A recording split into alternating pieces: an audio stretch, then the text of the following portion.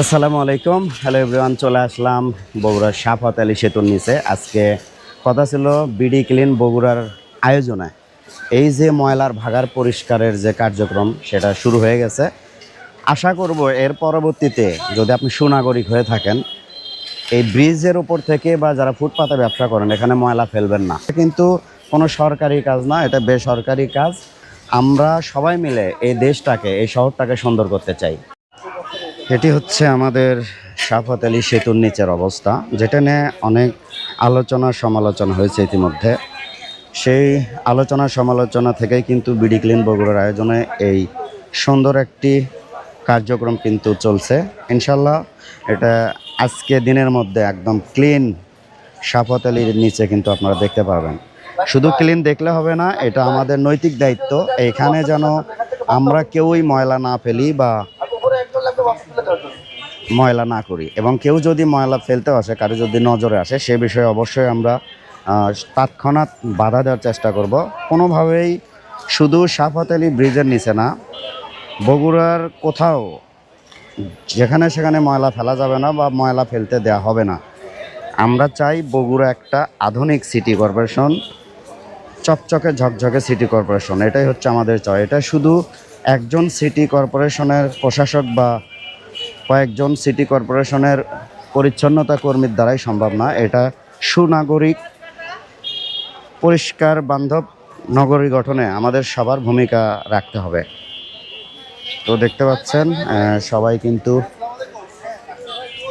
পরিষ্কার পরিচ্ছন্নতা কাজে অংশ নিয়েছে। এখানে অনেকেই উপস্থিত হয়েছেন, গণমাধ্যম কর্মীরা উপস্থিত হয়েছেন, এবং ব্রিজের উপরে আপনারা দেখতে পাচ্ছেন উৎসুক যে জনতা, উৎসুক যে মানুষ, তারা কিন্তু এক নজর দেখার জন্য ব্রিজ থেকে কিন্তু তারা দেখছেন। কিন্তু শুধু দেখলে হবে না, এই মানুষগুলোই, আমরাই কিন্তু এই ময়লাগুলো ফেলেছি। এবং এই শাফত আলী ব্রিজের নিচে পরিষ্কারের পাশাপাশি ফুটপাতে যারা ব্যবসা করেন তাদেরকেও আমরা একটা বার্তা দিতে চাই, কোনোভাবেই যেন ব্যবসা শেষে বাড়িতে ফেরার পথে যেন এখানে কোনো ময়লা না ফেলে। আপনারা দেখতে পাচ্ছেন বেশিরভাগ ময়লা কিন্তু ফুটপাতে ব্যবসায়ীদের যে অবশিষ্ট যে সেইগুলোই কিন্তু ফেলা হয়েছে। এই যে আপেলের কার্টুন, আঙ্গুরের কার্টুন, কমলার পেটি, পলিথিন, এর 90% বর্জ্য মূলত এই চালোপাড়া, ফতেলি বাজার, কাঁঠালতলা এলাকার যে ব্যবসায়ীরা আছেন তারাই কিন্তু এখানে ফেলেন। আমরা তাদেরকে স্পষ্ট করে বলতে চাই, কোনোভাবে এখানে আর ময়লা ফেলা যাবে না।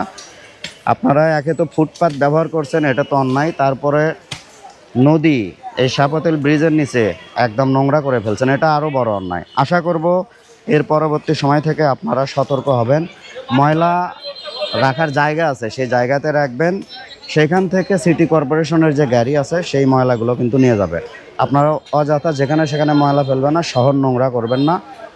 আমরা চাই পরিষ্কার, সুন্দর এবং পরিচ্ছন্ন একটি শহর, এবং এটা সবার সহযোগিতা ছাড়া কখনোই সম্ভব না। আশা করব আপনারা এই বিষয়ে যথেষ্ট ভূমিকা রাখবেন। এই দিকে যেমন বিডি ক্লিন বগুড়ার টিমের মেম্বাররা কিন্তু কাজ করছে, ঠিক অপর প্রান্তে অর্থাৎ ব্রিজের পূর্ব প্রান্তে আপনারা দেখতে পাচ্ছেন সিটি কর্পোরেশন থেকে কিছু জনবল আমাদেরকে দেওয়া হয়েছে। তারাও কিন্তু একই ধারে, একই সাথে আমাদের সাথে পরিচ্ছন্ন কাজে অংশ নিয়েছে। আমরা আশা করব এখান থেকে পরবর্তীতে আর এখানে কেউ ময়লা ফেলবে না। পাশাপাশি পুরো বগুড়াকে একটি পরিষ্কার পরিচ্ছন্ন নগরী গড়ে তুলতে আমরা সবাই সহযোগিতা করব ইনশাল্লাহ।